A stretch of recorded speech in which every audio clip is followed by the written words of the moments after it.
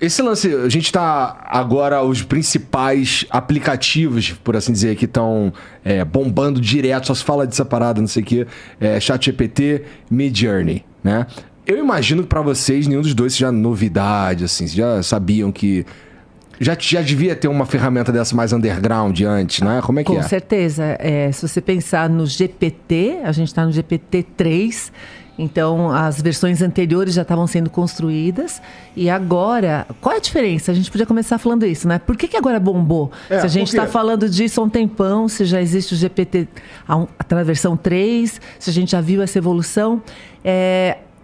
O ChatGPT colocou a inteligência artificial na mão das pessoas. Antes do ChatGPT, toda essa inteligência ou toda essa utilização, ela tinha que ser feita por gente mais nerd ou tinha que ser feito por empresas. Então, eu brinco que a gente está vivendo uma era da IA 2.0. É que nem o Web 1.0, você tinha as empresas fazendo site e as pessoas usavam o site que as empresas faziam. O Web 2.0, você começa a ter ferramentas que as pessoas começam a utilizar, redes sociais, blog, etc. E isso foi o que explodiu com o uso da internet. A gente tinha a IA 1.0, que eram as empresas utilizando, já faz muito tempo, inclusive, que elas estão utilizando.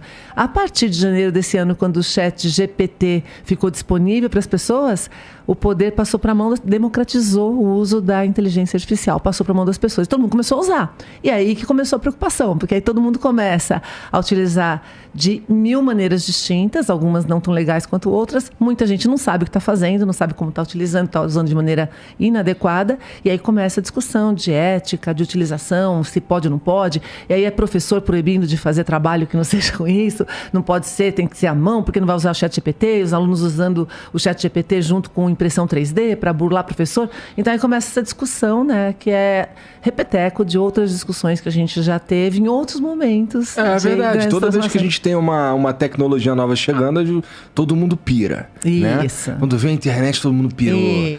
Essa IA 2.0 que você está chamando, ela não tem o poder de impacto de transformador que a internet tem. Ou tem? Maior. É mesmo? Maior. A gente está vivendo a ponta do iceberg de uma revolução cognitiva gigantesca, provavelmente a maior da história, né? Se a gente pensar, a gente já passou por algumas revoluções cognitivas muito importantes. O livro foi uma delas, não sei se delas, né?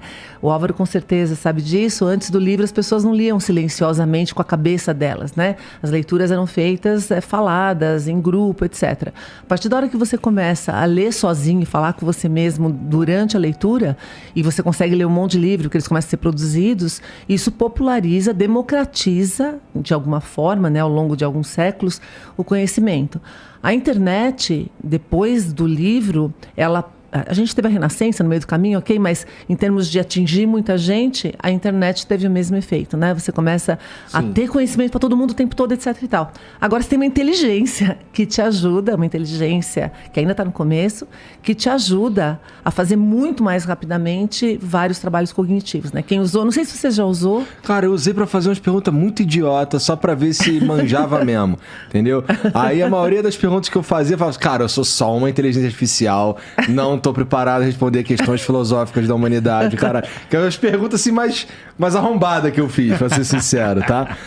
E tem o lance, e me ajudem aí, por que o ChatGPT, ele só tem o banco de dados até 2021 e por que é um perigo ele estar conectado à base de dados que a gente tem hoje? Não, na realidade, um dos desafios... vamos voltar um pouquinho, né?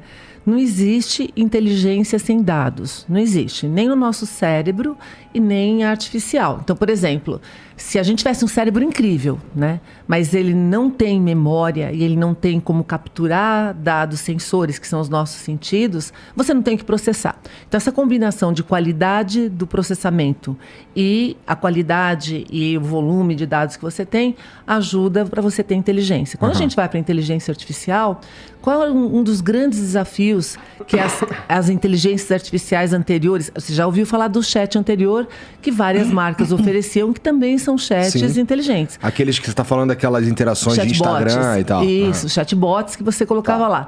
O desafio deles é que você tinha que treinar. Então, para um banco, era fácil, que o banco tem milhares e milhares de interações por dia com pessoas. Isso treina a plataforma. Quando você pega uma empresa menor, você tem que treinar com as características da sua empresa. Então, se você não tem dados, você não consegue treinar machine learning. Aí vamos para o ChatGPT. O ChatGPT, ele foi treinado, ou estudou, ou capturou, não só livros, modelos, dados, blá, blá, blá, de montão. Então, ele tem uma base gigantesca que foi até 2021, não porque é perigoso vir até 2022, 2023, é porque é o recorte que foi feito. E ele entrou em experiência. Tanto que quando você entra no ChatGPT, está escrito lá que ele está ainda em beta, ele está treinando, que não sei mais o que, para você reportar erro, ajudar a consertar, etc. Esse é um modelo de aprendizado. Na realidade, em 2020, que foi durante a pandemia também, quando o GPT foi lançado, e a gente que trabalha, ou estuda, está relacionado com essa área, viu, ele já tinha resultados incríveis para quem tinha acesso para poder utilizar. Quando eles viram que o resultado era bacana do que ele trazia, em 2021 eles falaram, bom, se ele traz isso escrito, por que a gente não começa a tentar fazer ele desenhar também, fazer imagens? Foi quando veio o Dali. O Dali ficou famoso no TikTok, todo mundo utilizando, etc e tal. Demorava pra cacete pra produzir uma imagem. Isso, ou fazia um monte de bobagem também, né? O Dali tinha muito mais erro, na minha opinião, do que tem o ChatGPT agora com os textos, né? E a partir daí, em 2022, a tecnologia continua evoluindo e eles colocaram, disponibilizando o GPT, formato de chat, para todo mundo no finalzinho de 2022 e início de 2023. Aí as pessoas começaram a usar e assim, foi a ferramenta que mais rapidamente atingiu 1 milhão de pessoas, não sei mais o que, papapá. Por quê? Porque você começa a perguntar muita coisa para ela e ela realmente responde fazendo sentido. Porque muitas das ferramentas de IA que a gente testava antes, você falava, cada 10 coisas que você faz, 9 eram aquelas respostas bobocas, ou muito ruins. Você conversa, ela não entende. Ou seja, não era útil. Agora não. Agora, para cada 10 perguntas que você faz, ele responde as 10. Ele pode ter... E a gente pode conversar depois, para não ficar monopolizando aqui, mas a gente pode conversar quando que está ruim isso, quando não é, quais são os riscos, mas é justamente porque ele responde bem que a gente começa a utilizar bastante. E é justamente porque ele responde bem que a gente corre o risco de acreditar em tudo que ele coloca, Então, esse é o grande problema que eu acho que todo mundo começou a ficar preocupado, qual é o limite dessa utilização? E se isso é apenas o começo, onde a gente vai parar, Então... tá cedo pra gente pensar em limite, Não tá cedo pra gente pensar em limite pra sem dúvida. Como usar o ChatGPT? Sobre essa questão, assim, as duas coisas. Por que a base para em 2021? Porque o algoritmo, basicamente, o que ele faz é um treinamento para identificação de padrões que vão determinar o peso das coisas ali dentro, ou seja, o que ele vai puxar para construir uma frase, etc e tal.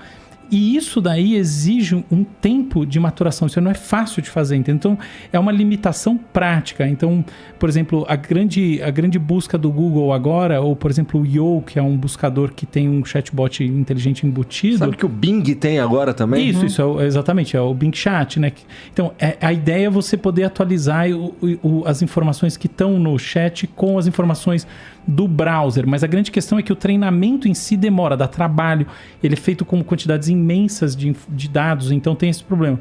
Sobre o chatbot em si, eu vejo, em particular, eu não vejo tanto uma continuidade, simplesmente eu vejo uma quebra de paradigma com o ChatGPT em relação ao GPT-3, tanto que ele é baseado numa outra versão do algoritmo, que é justamente é estruturado em termos de pergunta e resposta, que é o padrão dele, que é diferente, que é o que você está falando, diferente do GPT-3.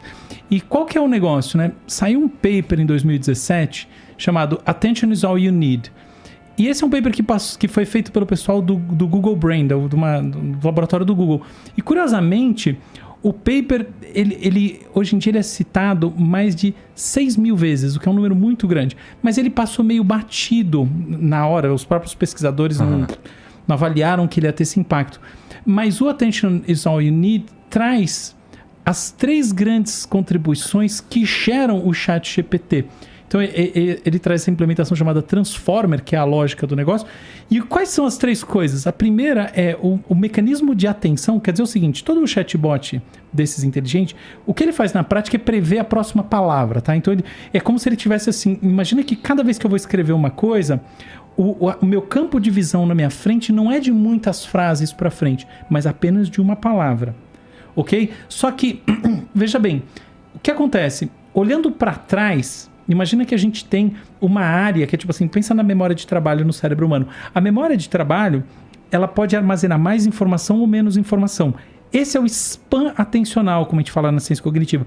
E o span atencional, ou seja, a atenção, a área de atenção do ChatGPT é muito maior do que as dos outros algoritmos desse tipo, né? Chamam LLMs, Large Language Models, até agora.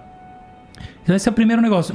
O segundo negócio é uma forma de treinamento do algoritmo muito interessante, que chama-se treinamento com reforçamento com feedback humano. Então, qual que é a ideia? O algoritmo, ele vai... Por exemplo, assim, imagina que eu peço para ele fazer coisa assim, me descreva o que eu devo fazer quando um cinema pega fogo. Uhum. Aí ele vai dar 4 respostas. Essas respostas vão ser classificadas por pessoas que trabalham na OpenAI, tá? Até teve um certo escândalo aí, porque eles estavam comoditizando esse trabalho de maneira assim pesada. E, enfim, mas em resumo, essas respostas vão ser qualificadas em termos da sua acurácia do ponto de vista dessas pessoas, tá? Então tem um componente subjetivo, mas ok. E isso daí vai gerar o que se chama da função da recompensa. Então ele treina um algoritmozinho que é um entendimento do que é bom do ponto de vista dessas pessoas. Esse entendimento, por sua vez, ele não é injetado de volta no ChatGPT. Ele gera o que se chama de política, uma policy. Quer dizer, é como se fosse assim, pensa que um padrão abstrato. Então ele vai aprender a generalizar isso para todo tipo de coisa. Então esse treinamento com feedback humano, ou seja, é a mão humana que gera de fato a grande mudança. Então, quando mais atenção significa que o texto vai vir mais articulado. Então, ele fala uma coisa lá atrás, essa coisa vai aparecer na frente. Então, o texto parece todo engrenado. Uhum. Isso daí, associado ao fato de que é uma curadoria manual por trás da própria construção da lógica do algoritmo, faz com que ele tenha consistência. E aí entra o terceiro fator. O terceiro fator chama-se aprendizado autossupervisionado. Como é que funciona? Imagina que eu tenho uma figura, então eu tenho uma casa aqui. Aí eu vou lá e tiro uns pedaços, ficam uns buraquinhos em branco.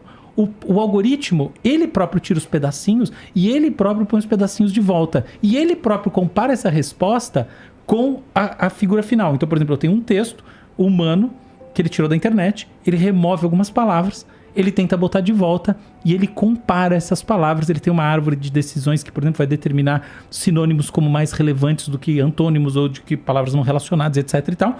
Então ele aprende consigo mesmo. Então o feedback humano, o aprendizado autossupervisionado e um mecanismo de atenção, que é uma capacidade de olhar para o passado e pronto articular as palavras de maneira muito mais consistente, geram um salto de qualidade que é o que gerou aí que trouxe o buzz todo, porque eu acho que tem algo de muito real. Então, assim, eu vejo que a principal diferença no final das contas é de consistência mesmo de texto, tamanho e consistência. É isso que gera o troço, assim, o impacto.